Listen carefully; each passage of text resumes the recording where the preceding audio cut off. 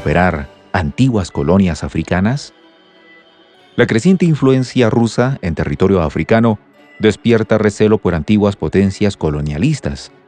Después de haber recibido una advertencia para que abandonara África, un funcionario ruso es herido por un atentado.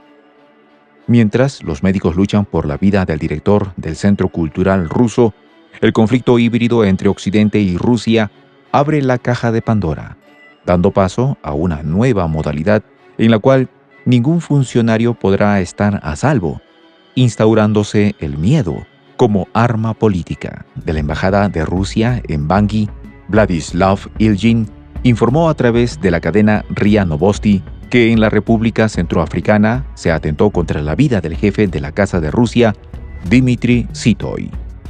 Según las versiones brindadas por la Embajada de Rusia, la víctima recibió un paquete que explotó en sus manos. Posteriormente, el funcionario ruso fue trasladado a un hospital en estado grave. Hubo una explosión en su casa. Él vive afuera de la embajada. Lo consiguió aparentemente en DHL. Lo trajo a casa y lo abrió él mismo, dijo la misión diplomática a RIA Novosti. Por su parte, el director de la Agencia Federal Rusa para la Cooperación Humanitaria Internacional, Evgeny Primakov, escribió en Telegram que los médicos luchan por la vida del director del Centro Cultural. El jefe de la policía de la República Centroafricana, Bienvenu Sokwe, dijo a la agencia RIA Novosti que el incidente se considera un ataque que pretende implantar el terror para obtener resultados políticos. Sitji recibió muchas amenazas y ya había apelado a las autoridades al respecto. Ante este panorama, la pregunta que se quiere responder es: ¿quiénes son los responsables de semejante acción? ¿Qué es lo que se busca con este atentado? Hasta el momento, nadie se ha hecho responsable del hecho, pero ya hay señalamientos. Ante el hecho, el empresario Yevgeny Prigozhin sostuvo: Sitoy había recibido una nota de los franceses instando a los rusos a salir de África. Al parecer, en una imagen tomada por la policía centroafricana de la escena de la explosión, se muestra una nota comprometedora para Francia. Prigozhin asegura que antes de perder el conocimiento, Sitoy logró revelar el contenido del mensaje que se le dirigió. Esto es para ustedes de parte de todos los franceses. Los rusos saldrán de África. Esto es lo que decía la nota según el servicio de prensa de Prigozhin. Ante el hallazgo, Prigozhin apeló al Ministerio de Relaciones Exteriores de Rusia con una solicitud para reconocer a Francia como un estado patrocinador del terror como sistema. A su vez, recordó la historia de la República Centroafricana, que fue oprimida por los franceses durante cientos de años. Por su parte, la ministra de Asuntos Exteriores de Francia, Catherine Colonna, calificó de propaganda la fotografía tomada por la policía centroafricana en el lugar de la explosión en la oficina del jefe de la Casa Rusa en la República Centroafricana.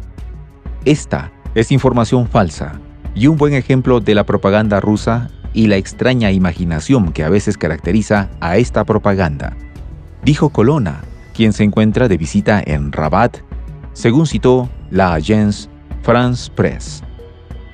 Las declaraciones de la funcionaria francesa rivalizan con las declaraciones del empresario Yevgeny Prigozhin, fundador del grupo Wagner, que se ocupa de los temas de seguridad en la República Centroafricana, quien informó que Sitoy había recibido la nota amenazante.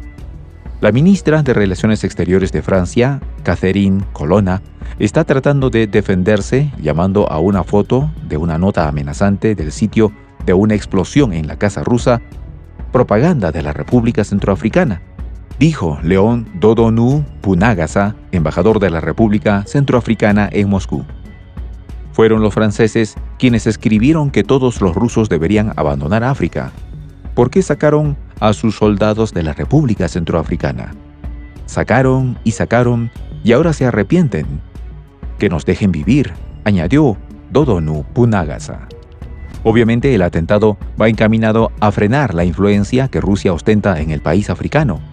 ¿Será acaso que los franceses quieren recuperar las colonias africanas perdidas y quieren revivir viejas glorias de su imperio? El hecho de que Colonna diga que esto es propaganda rusa es terrible. Rusia es capaz de echarle la culpa, distorsionar la realidad y encontrar audiencia en alguna parte del mundo. He visto en las pantallas de televisión a esos jóvenes africanos en las calles de la capital de Mali, con carteles que decían: gracias Putin, has salvado Donbass y ahora nos vas a salvar a nosotros. Es realmente chocante. Se puede considerar que estas personas no saben dónde está el Donbass. Tal vez ni siquiera saben quién es Putin, pero se están movilizando en las calles. Y lo veo en alguna capital de un país que es candidato a convertirse en miembro de la Unión Europea.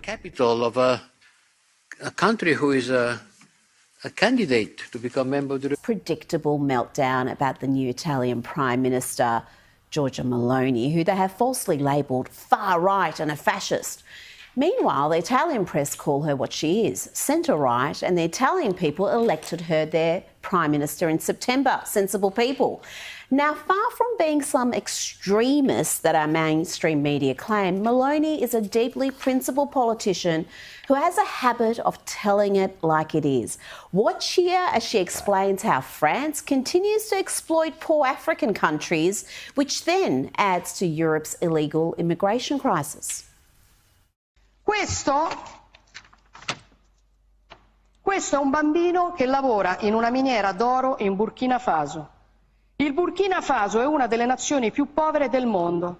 Per il Burkina Faso, che ha l'oro, la Francia stampa moneta coloniale. In cambio pretende che finiscano nelle casse del tesoro francese il 50% di tutto quello che il Burkina Faso esporta. L'oro che questo bambino si infila in un cunicolo per tirare fuori finisce per lo più nelle casse dello Stato francese. Allora la soluzione non è prendere gli africani e spostarli in Europa, la soluzione è liberare l'Africa da certi europei che la sfruttano e consentire a queste persone di vivere di quello che hanno. Sweet Mary, Mother of God, that woman is magnificent. She said, the solution is not to take the Africans and bring them to Europe. The solution is to free Africa from certain Europeans who exploit it.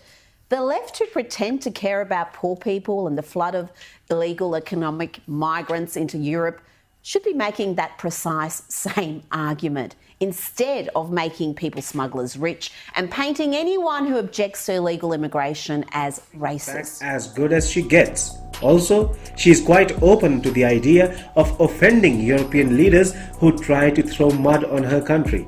She is a nationalist and so standing up for her quote-unquote fatherland with little to no regard for the feelings of her European partners comes naturally to Meloni.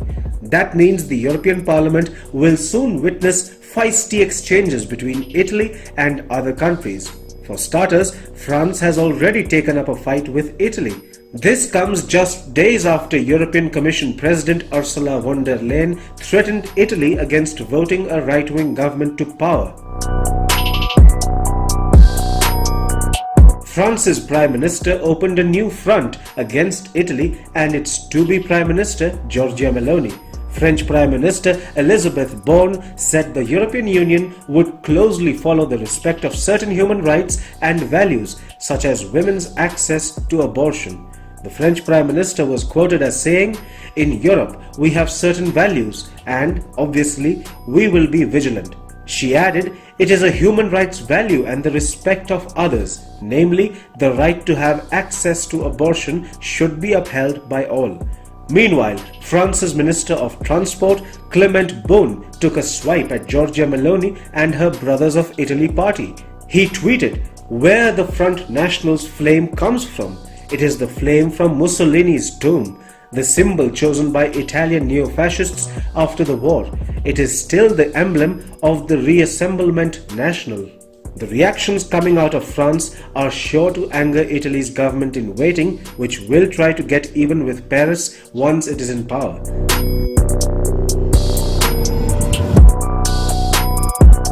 Giorgia Meloni has some very clear views on France and of its president Emmanuel Macron. In 2018, Meloni had launched a scathing attack against France and Macron, Speaking at a press conference in September 2018, Maloney accused France of impoverishing some African states and creating the conditions for immigration flows towards Italy.